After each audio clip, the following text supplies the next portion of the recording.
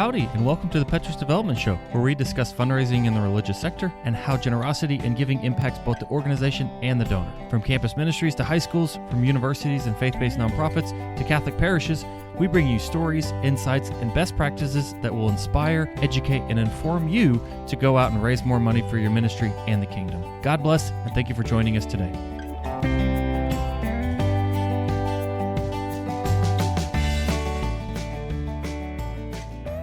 Howdy, and welcome to episode 131 of the Petrus Development Show. For this episode, we are taking a break from our regular interview format so that we can introduce you to Petrus's newest podcast called Reflections on Nouwen's A Spirituality of Fundraising. I'm very excited about this new show, and to create this podcast, Petrus partnered with the show's host, Justin DeMoss of Your Philanthropic Advisor, to offer a series of interviews and reflections on fundraising from a spiritual perspective. The goal of this new show is to discuss how fundraising is itself a form of ministry and how we, as fundraisers, participate in the building of God's kingdom as we do our work. I'm very excited to share this new show with you today. And for this crossover episode, I'm sharing the show's fourth episode. This new podcast is structured so that each episode reflects on one chapter of Henry Nouwen's book, Spirituality of Fundraising. In this episode, Justin interviews Father Matt Lowry from Holy Trinity Catholic Newman Center at Northern Arizona University, and the two share their thoughts on the book's fourth chapter titled People Who Are Rich. I invite you now to sit back, relax, and enjoy the show.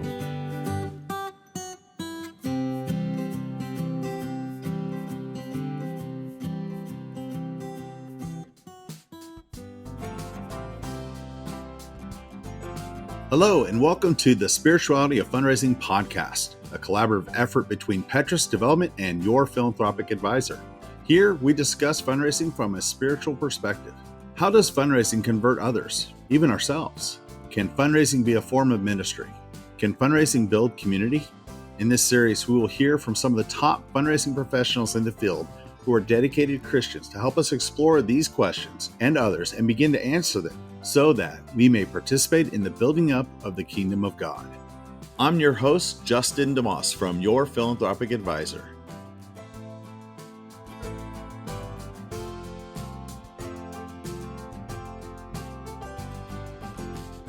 Hello, I'm excited you have joined us for episode 4 of the Spirituality of Fundraising podcast. You probably know my guest today and are familiar with his work. I'm excited to have Father Matt Lowry here today for you. Father Matt is the chaplain at the Holy Trinity Catholic Newman Center at Northern Arizona University. He has been there for 14 years. I have known Father Matt and have been in the same Catholic fundraising space for about 10 years. I'm super excited that he's sitting down with us today to discuss this topic and share his amazing experience and wisdom. Father Matt and I will be reflecting on Chapter 4 of Henry Nouwen's The Spirituality of Fundraising. If you don't have a copy, I highly recommend you get 1 or 10 for you and your team. During this episode, we will be discussing people who are rich. Henry Nouwen says, "So if we ask for money from people who have money, we have to love them deeply. We do not need to worry about money. Rather, we need to worry about whether, through the invitation we offer them, and the relationship we develop with them, they will come closer to God." Page 41. I hope you enjoyed this reflective interview and that it may be a catalyst for a deeper appreciation of your spirituality as a fundraiser.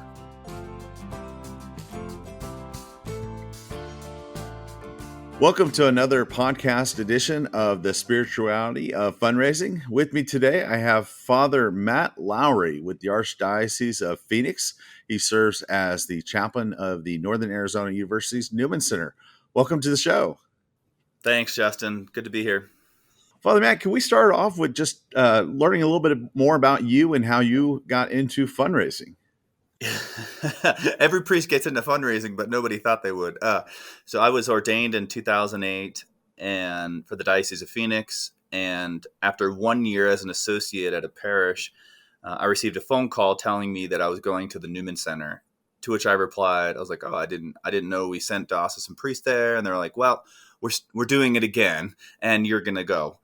And so I showed up and I didn't know anything. I'm like, I didn't know where our budget would come from. And I remember that first year we were supposed to fundraise $85,000 to make the budget work. And we only raised $25,000. And I was thinking, wait, who shuts us down? Like, what happens next? So it was, trial by fire being thrown right in. So that was in 2009. So I've been at Northern Arizona University ever since. Very good. Very good. And I've had the privilege of working with you for a couple of those years. They were great years. Yep. It was a lot of fun. All right. Well, as we discuss Henry Nouwen's book, specifically chapter 4, entitled People Who Are Rich, I find this chapter to be actually one of my favorites because I think it really gets down to the nitty gritty of how fundraising is a ministry. And so there's a quote on page 41 I'd like to read. So if we ask for money from people who have money, we have to love them deeply. We do not need to worry about money. Rather, we need to worry about whether, through the invitation we offer them and the relationships we develop with them, they will come closer to God. When you hear that, what are your first thoughts, Father Matt? Yeah, I think the call for not just me as a priest, but as a human being and a Catholic Christian is to love others as Christ and to never use a person as a means.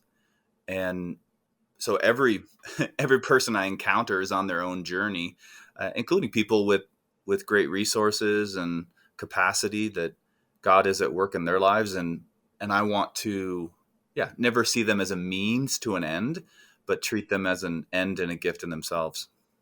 Very good. It reminds me of several times in my career as a frontline fundraiser when I would meet with someone and it was pretty clear within the first meeting that the mission that I was representing and serving really wasn't something that they were passionate about at all, that they would want to give a gift to.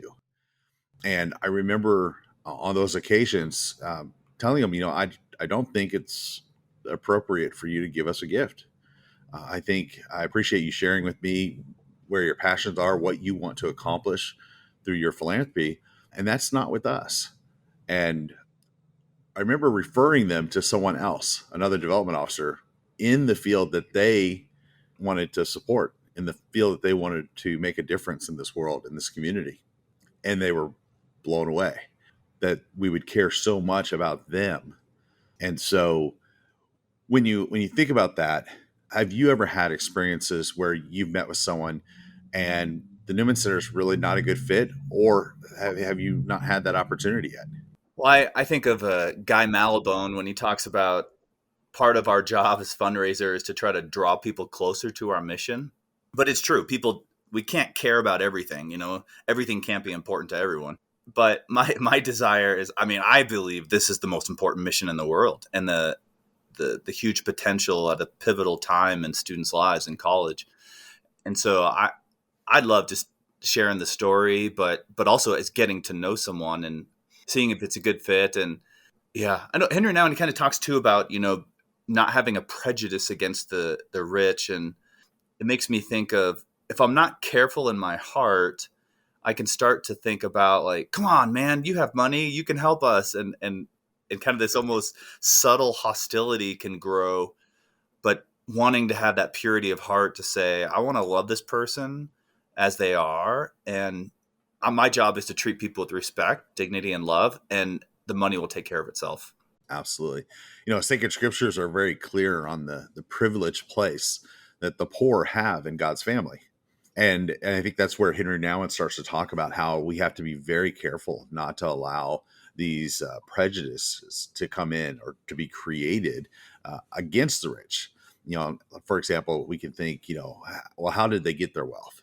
Did they just inherit it, or did they receive their wealth through what would be considered immoral means? They have more money than they deserve. We hear a lot about that politically recently, about taxing the rich and so forth.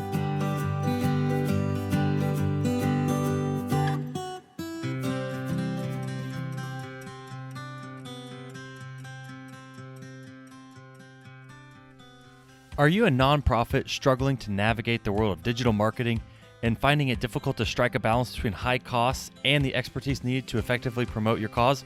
Well, if so, listen up. I want to introduce you to On Fire Media. On Fire Media understands the unique challenges that nonprofits face, often paying agencies whose values don't align with theirs, and as a result, suffering from high cost or low quality marketing. On Fire Media gives you an entire team of digital marketing professionals passionate about serving other Catholics who do great work. They offer a wide range of affordable digital marketing services, including branding, websites, email marketing, social media, and PPC advertising. They'll work closely with you to develop custom-tailored strategies that align with your values and your budget. Their passion ensures your investment is well worth it, empowering you to achieve your goals without compromise. So are you ready to take your digital marketing to the next level? If so, visit CatholicWebsite.com today to get in touch with On Fire Media or to view their portfolio. Again, that's CatholicWebsite.com.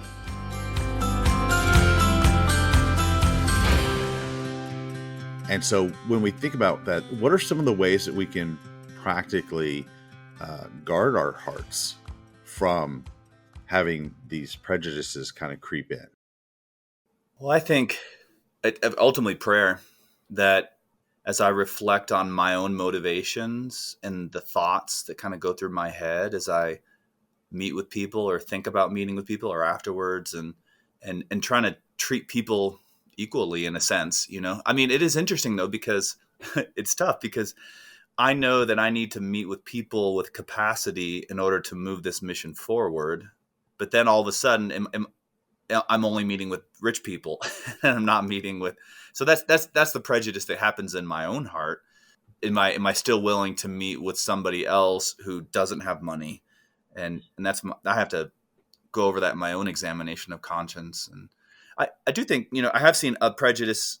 I mean, I'm sure I'm prejudiced in different ways. I just don't realize it. But I remember meeting with somebody from Latin America, and they were talking about Americans, and they're like, you Americans, you have money and we don't, and that's wrong. And I was like, what? Like, it was a different perspective that I hadn't discovered that prejudice yet. I think that, the prejudice I find myself, and maybe in the American mind is, I think we're in awe of people with money, and we're like, oh my gosh, like the young people want to be like them, and they want to find, I want to earn all this money, and they can almost idolize them. And then they cease being, just normal human beings like you and I. And we put them on a pedestal, and we want to be like them and have lives like them. But I don't think that's helpful. 1 Timothy 6:10 says, the love of money is the root of all evil. And if we desire that, it can corrupt us. Absolutely. What do you think about some spiritual practices as far as like almsgiving and so forth for the fundraiser themselves as a way to help detach them from the love of money? Yeah, as fundraisers, we should be the first ones giving to our organizations, and in a generous way, and not just once or automatically, but being willing to give more. I think our daily prayer is the heart of all things. That, I'm drawn to Psalm 128, that, unless the Lord built the house, in vain do the builders labor. There's another Psalm that talks about, like, we do not rely upon the horses in the stalls, but upon the Lord our God. That I want to put my trust in God and not in resources, even though I need money for the mission. That my trust is ultimately in God. Yeah. So daily morning prayer, so I can start my day, 30 minutes or whatnot, praying with scripture, reading the daily readings, praying a rosary. I found that very helpful and peaceful. I think everyone should be doing that. Really helpful for me. Yeah, prayer is definitely at the root of our mission, our life, and our calling to be in communion with God. And that's it's interesting. So in another chapter, Henry talks about this new communion that comes about, and he talks about how if our security base is in money, then it's not in God. And so we had to pick one or the other. So you alluded to that. Father Matt, how do we make our security base God? There's a phrase by Father Sean Kilcawley that I like when he talks about kind of sexuality stuff, but he says, in times of distress, what do I turn to? And I think if we're reflective people, we can notice to what I'm entrusting myself in moments of stress. For some people, it's food. For some people, it's alcohol. It could be sexual stuff. And I think first and foremost is to kind of notice that about ourselves, and then that we take to prayer and say, God, I want to learn to turn to you and not turn to these other things that I find myself, which is really sin. All sin is a coping mechanism. And so instead of turning to a coping mechanism, I can turn to the Lord who wants to support me and love me as I am in my poverty, that I need him ultimately. And so, spiritual direction can help with that. I think going to counseling can really help with that, kind of open up, my brokenness, and then take that to prayer and just entrust myself to the Lord, saying, Lord, it's your mission, not mine. I can't do this on my own. I need you to do it. So that's what happens kind of in my own heart. It's interesting. My professional fundraising career started with the Newman Center there at NAU, working with you. And I've been at it for about 18 years now. I've had quite a bit of success, but I've also had years that where I missed, and I didn't raise what I needed to raise. And I remember like kind of reflecting back on those misses, those years. What did I do wrong? What could I have done better? And for me, I ultimately found that I had focused too much on the money, which is ironic. It's a paradox. I needed instead to focus on the relationships with the people and not be so wrought with busyness, so to speak. And so you have managed gift officers for the Newman Center for a while now. What do you think about that? Have you seen that play out, whether it be for maybe not even a full year, but for seasons or what have you with other fundraisers? Yeah, sometimes we find ourselves in periods where we're like, why isn't the money coming in? and it's because we forgot about the basic principles that work. And it comes down to what you said is relationships. Is I'm not getting in front of people. I'm not talking to people to connect with them and to connect their desire to make a difference in the world and the opportunities with our ministry, and they can make that difference. And so then for me, it's always back to, we need to get in front of people and go back to the basics. Are we communicating? Are we telling our story? Are we getting in front of people?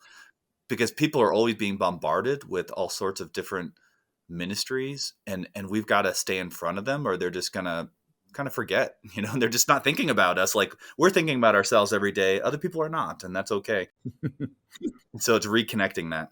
If you were to give some advice to a CEO, president, executive director that's listening right now that has a gift officer that maybe they're struggling a little bit, maybe the money's not coming in, what would you say to that individual for themselves, but also for their gift officer? I'd first say, hey, let's go grab lunch. I think I want to not tell them, I want to show them. I want to spend time with them and invest in them and ask how they're doing. And oftentimes in that conversation, it will be revealed that maybe there's stuff going on in their lives that, personally, that maybe they've gotten away from prayer. Maybe they're not doing exercise. Maybe there's stuff going on in their families. And I just want to pour into them and love them. And then we'll talk about the ministry, then we'll talk about the work of, hey, how's it going? What's life-giving for you? What's not life-giving? And ultimately, most gift officers, what's life-giving is getting in front of people, is sitting and hearing people's stories and what inspires them and getting to know them. And it's like, well, inevitably, that's what we're getting away from. That's what keeps happening. And so it's like, okay, who would you like to reach out to? Who do you think would be good? Hey, let's go back right now and let's make 5 phone calls. Let's set up coffee with different people. And I think that will re-energize them. And since we're in student ministry, going back and reconnecting with the students, like, let's go talk to Susie or whoever. And they get re-energized by how important this mission is. Absolutely. How does the effect of our own conversion and those of the people we ask support our mission? I learned this principle from a focused missionary a few years back. He said he had 25 people on his depth chart and 45 people supporting him as a missionary. And he's like, I have more people that I'm in contact with that are supporting me financially than I'm reaching in my ministry. And it just made me think about how you're actually reaching more people that way. And so starting to see fundraising as a ministry that I want to help people grow in faith. We started a few years ago I think to a lot of success, is anybody who gives us more than $500 a month, or I'm sorry, that would be a few people. Oh, $500 a year. um, we started sending them the Magnificat, and we got like a group rate of like, I don't know what it is, 20, $25. And so that costs us money, but now it's actually a monthly connection with every one of our, major donors, where they're thinking, oh, Father Matt in the Newman Center. But what am I doing is I'm trying to help them grow in faith as they are trying to help students grow in faith. And so we're all growing in faith together. And that's been really fruitful for us. Very good, very good. And when you say very fruitful, I mean, obviously we're talking about fruitful in the spirit, in their own conversion and their own faith life. But I would suspect that you also mean fruitful from a financial perspective. You guys, does the Newman Center lost money by investing in the Magnificat for these individuals? No, where we lose money is when we do bad stewardship. And so this has been part of our stewardship focus and emphasis. And, in addition to writing thank you cards as soon as we get a gift, and writing Christmas cards, and doing a thankathon around Thanksgiving, and having other events where we invite people to a couple times a year, that all that stewardship has really it's really helped people to stay connected. But I do think, like, as you, the first point of that, it's helping people grow spiritually. I've been amazed at the number of people that have said to me, we're talking about our major the biggest donors we have. I said, thank you so much for your gift. And they turn around and say, no, thank you for what you're doing. And I'm blown away by that. Yeah. It's a really humbling place to be, but it's also very neat to kind of examine and look at as far as how the kingdom of God is built, and how God's grace permeates everything if we just allow it. And if we just allow him to use us as instruments of that grace. And I think that's one of the things that I can say specifically about working with you, is that there was always a desire to grow in holiness and a desire to draw people into that conversion, whether it be the student interns, failing when they made mac and cheese, or not doing something that Angela asked them to do that needed to be done right before we have a Newman night event or something like that. There was always love, even in that kind of fraternal correction and what have you.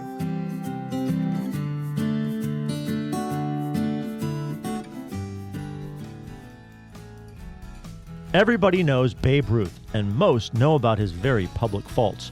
But there is much more to the man than what the common telling of the story involves. Did you know that the Babe had a big reversion to the Catholic faith before he died, and wore a miraculous medal everywhere he went? Get the full story on one of the greatest baseball players to ever live on the Holy Donors Podcast Season 5, The Comeback Kid.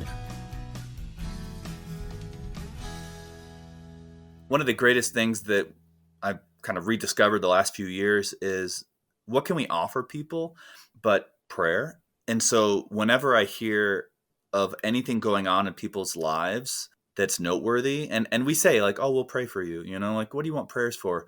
But we've gone back to the Newman Center and we've made it tangible and saying, hey, let's offer a mass. When do we have the next open mass intention? Because Newman Centers don't get as many mass intentions as other parishes.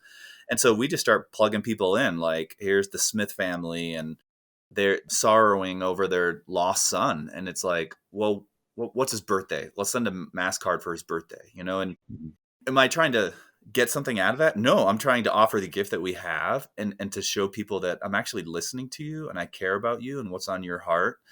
And actually I'm trying to connect them to the Lord, that we're praying for you. We're entrusting you to the Lord. And that's actually even more important than in connecting you with this ministry. Absolutely.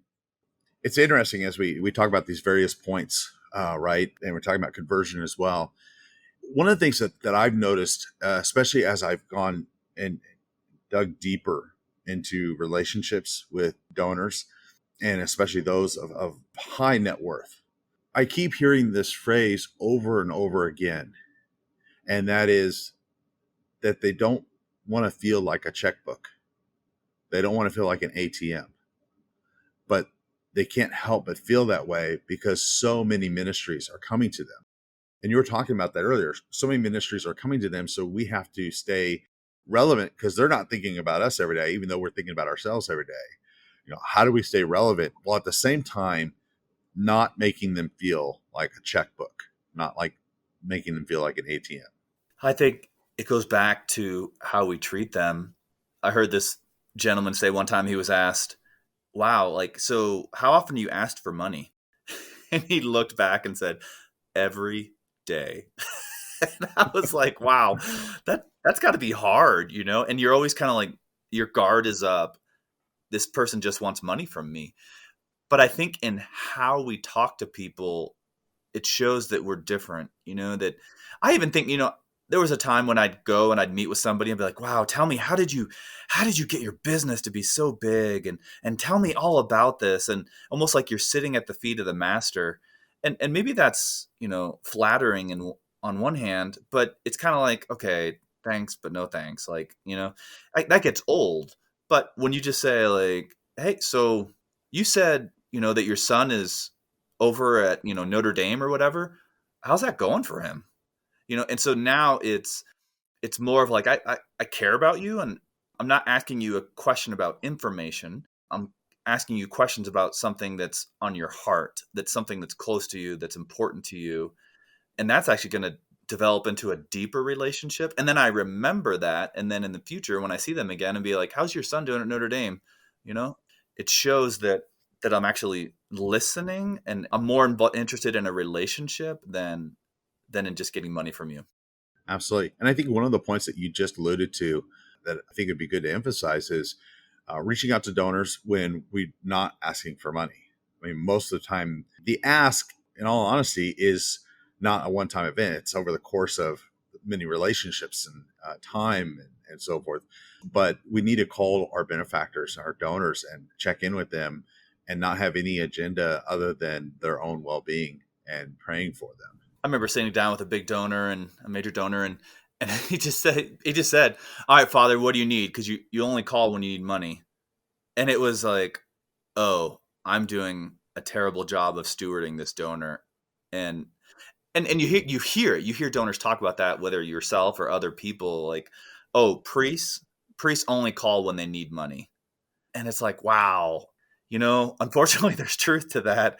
And so I try to find as many reasons or excuses or opportunities to connect with these people in other regards. Like, hey, we have a retreat coming up, and can you just, if you think of it, say a prayer? Or, hey, we just got back from the Focus conference and it was unbelievable, and let me tell you about Susie. And I was so excited, I wanted to tell you. And now all of a sudden they're looking forward to the next phone call instead of thinking, what does he want now? Absolutely. And oftentimes too, when you tell them that story, and you always have to be ready, right? As a fundraiser, they'll say, that's awesome. Hey, do you need anything? And then, and maybe the selfless person is like, no, I don't need anything right now, but it's always good to be ready. It's like, gosh, since you mentioned it, I really appreciate you asking. We have a retreat in 2 weeks, and I'd love to have a scholarship fund where students who don't have money can go. We're trying to raise like $500 for that. And then he'll be like, I'll send you a check for $1,000, but it also, isn't there a principle too, from what you were talking about earlier, that for every ask, we need to have 7 other connections with a donor, and so looking for ways to foster that. But I think that brings home to maybe not the final point, but one of the final points. And that is, I believe we really need to do everything we can to bring the donor into the mission and into the mission fully, not just with their checkbook, but with their prayer, with their service, coming in and volunteering. Or even I found a lot of success whenever whatever the demographic was that we were helping. So like, for example, we were helping these women who were seeking abortion, giving them the opportunity to choose life because they didn't want to have an abortion. They just felt like they didn't have any other choice. So once we eliminated the roadblocks to where they can make the choice that they wanted to make, and that was to have the child, and having donors that had made that possible through their financial support, through their sacrifice, we would introduce them to these women and have lunch together with them. That was so incredibly powerful because they got to see the mission with their own eyes and hear with their own ears and ask questions with their own lips and just really dive into it. And we didn't make a single ask during this visit. We could have had it was talked about, do we have the person whose life was transformed, do we have them make an ask? And we decided that, well, that's not necessarily a bad idea. We just don't want to do that. We want the focus to be on the mission, the impact, and how these two people got connected through the ministry. This fall after Mass, a gentleman came up to me and he said, "Father, can I give you a blank check?" And I was like, "Sure." And then he went on to say, he's like, "I just received a thank you note from one of your students. I've never received one of those in 85 years. And I would like you to start pulling money out of my checkbook every week. $50 a week. I want to start giving you." And it blew me away. I went back to my team and I went back to that student and I said, "Your time of doing that and sharing your story is making a difference to help more students." And so I think connecting, as you're talking about, connecting the donors with the receivers. And so we do that through, we have a student intern who writes a hand thank you to every new donor or every major gift over a certain level. Around Christmas time, we get a whole group of students together and a bunch of Christmas cards, and they all write thank you card or just basically share their testimony. And then after Seek conference, we try to pull together some testimonies and send those testimonies to all the people who supported the Seek conference. Same thing after retreats. And it takes work. It takes an intern or somebody to run that, but inevitably it connects in a deeper way our donors with the impact they're making. Absolutely. Well, thank you, Father Matt. Do you have any other thoughts that you would like to share with the listeners of this podcast? Even though we might be really focused on student ministry, evangelization, discipleship, that ultimately we want every person we encounter to grow in their relationship with the Lord, which includes our donors, any stakeholder that we're connected to. And I think having that perspective helps me. It's also why we know as fundraisers that when we're sitting in front of people, a lot of times it turns into counseling, it turns into ministry or spiritual direction. And it's really good. I would actually say that encounter is probably more meaningful than 10 other encounters with that same donor that didn't happen. And so recognizing the giftedness of that moment, the ministry that we do, and how God he's doing his own thing in that donor's life, and he might include us in a certain way, and to be open to that. Great. Well, thank you, Father Matt. Thank you for your for sharing your life, sharing stories, your expertise, and your wisdom. We are very grateful for you, and wish you and everyone at the Newman Center and all the students that you're reaching a blessed day, and hope that they continue to grow in holiness as well. Thank you, Justin. This show is brought to you by Petrus Development, helping Catholic ministries raise more money since 2005. Visit them at petrusdevelopment.com. And also by Your Philanthropic Advisor, helping the nonprofit community through innovation, accountability, and sustainable fund development programs. Visit us at yourphilanthropicadvisor.com. Special thanks to The Upper Room for permission to use excerpts from Henry Nouwen's A Spirituality of Fundraising.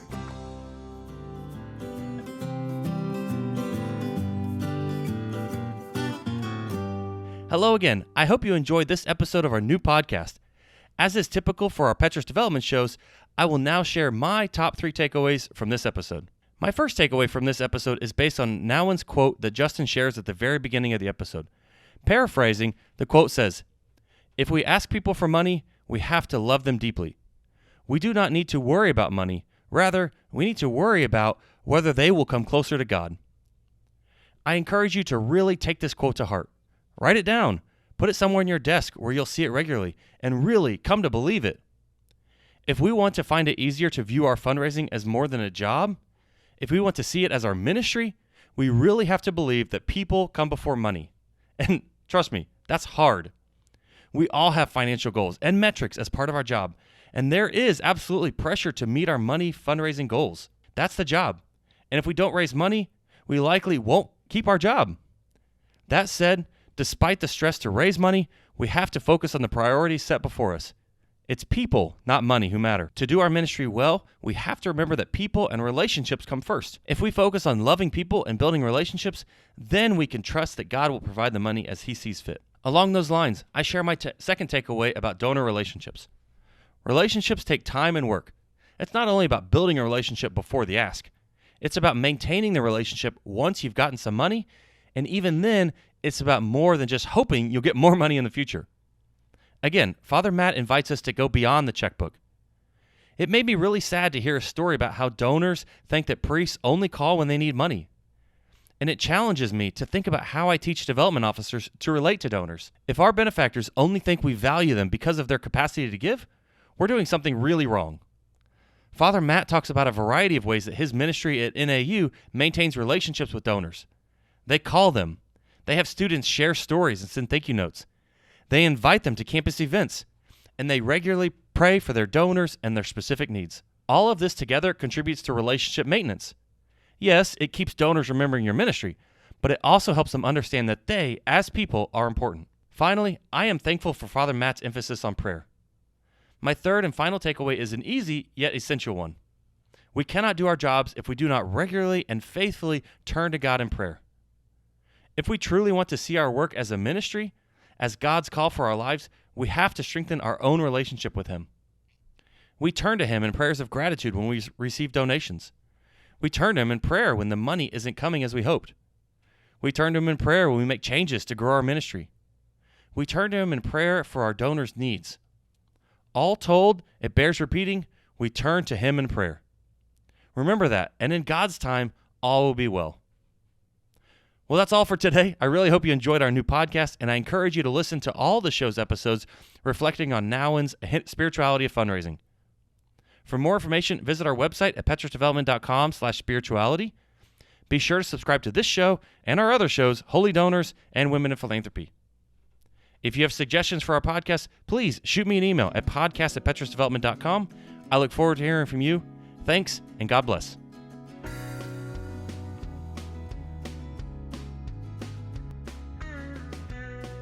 I'm so glad that you could join us for this episode of the Petrus Development Show.